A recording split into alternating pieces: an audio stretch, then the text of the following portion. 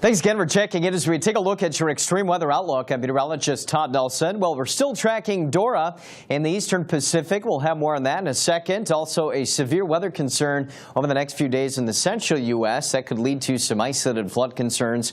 And after some cool weather of the last few days in the eastern two-thirds of the nation, we do have a big warm-up that is expected in July. So here is the view of Hurricane DORA from earlier today, drifting west, starting to see these storms around the center of circulation diminish a little bit, and later on today expected to be a tropical storm, and then eventually later this week down to tropical depression. So really not impacting much land here.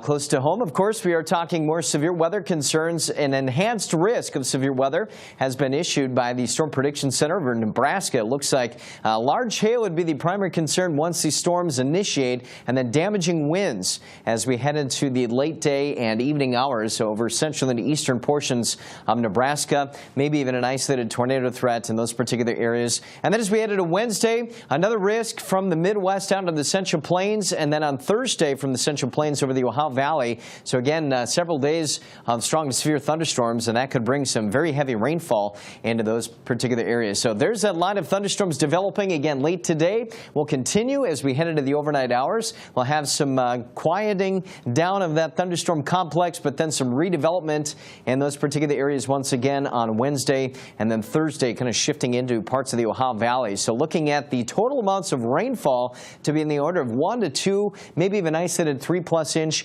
amounts. And again, that could certainly lead to some flooding. We do have some fire concerns out of the southwest again today, but for the first time in a long time, heat concerns have begun to diminish.